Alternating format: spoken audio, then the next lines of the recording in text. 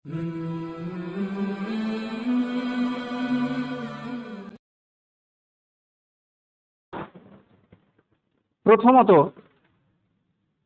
আল্লাহ তাবারক ওয়া তাআলা যে কথাটি বললেন সূরা হিজরে যে ফাসাব্বিহ বিহামদি রাব্বিকা ওয়া কুম মিনাস সাজিদিন, তুমি তোমার রবের সপ্রশংস তাসবিহ পবিত্রতা বর্ণনা করো।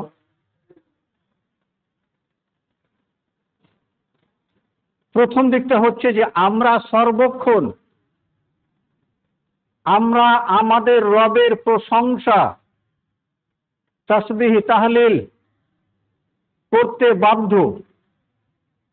আমরা সেটাই করব, আমরা করতে বাধ্য। শুধু তাসবিহ তাহলিল যত্রতত্র চলতে ফিরতে করা যেমন চলে তা আমরা করেই চলেছি, এটাই যথেষ্ট নয়।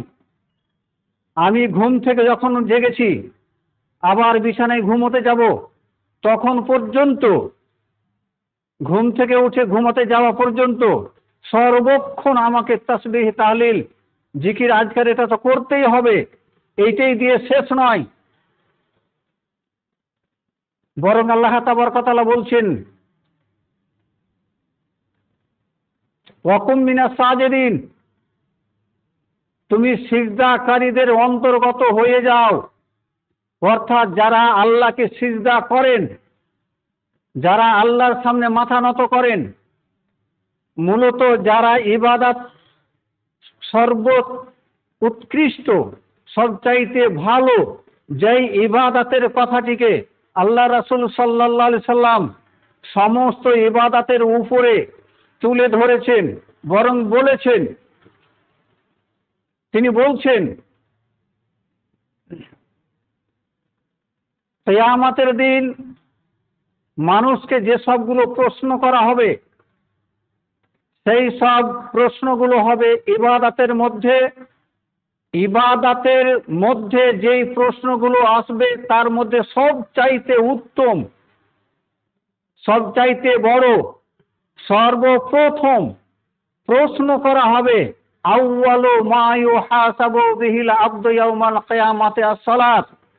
কিয়ামতের দিন ইবাদতের ফিল্ডে যে সবগুলো প্রশ্ন আসবে তার মধ্যে সর্বপ্রথম প্রশ্ন তোলা হবে সালাত সম্পর্কে।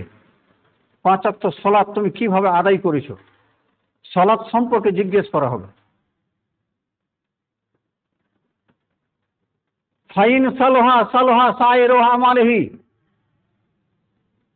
যদি তার প্রথম প্রশ্ন সালাত বিষয়ে প্রশ্ন এটা যদি তার সঠিক হয়ে যায়, নির্ভুল হয়, তাহলে বাকিগুলোতে যদি একটু ভুল ত্রুটিও থাকে, কোথাও চুপ থেকে গেছে, কোথাও ত্রুটি হয়েছে, কোথাও একটু ঘুণে ধরেছে, আর কিছু হয়েছে, আল্লাহ তাবারক ওয়া তাআলা সেসবগুলোকে ক্ষমার দৃষ্টিতে দেখবেন, সালাতের উত্তর সঠিক আছে, চলে যাও। ওয়াইন ফাসাদা সাইরু আমালুহু, আর যদি তার সালাতের উত্তরটাই ভুল হয়ে যায় তাহলে অন্যান্য ইবাদত যতই ভালো থাকে না কেন আল্লাহ তাবারক ওয়া তাআলা বলবেন প্রথম প্রশ্নের উত্তর সঠিক হয়নি, বাকিগুলোকে সঠিক বলে গণ্য করা হবে না, আটকে দেওয়া হবে। অতএব সর্বপ্রথম প্রশ্ন হবে সালাতের বিষয়ে। সালাতের বিষয়টিকে সঠিকভাবে আমাদের অনুধাবন করতে হবে, সঠিকভাবে সেটা আদায় করতে হবে। আল্লাহ তাবারক ওয়া তাআলা এখানে এই কথাটি বলতে চেয়েছেন ওয়া কুম মিনাস সাজিদিন, যারা সিজদা করে আল্লাহকে তাদের অন্তর্গত তুমি একজন হও, তাদের মধ্যে তুমি একজন হয়ে যাও, সিজদাকারীদের ভিতরে তোমাকে হতে হবে।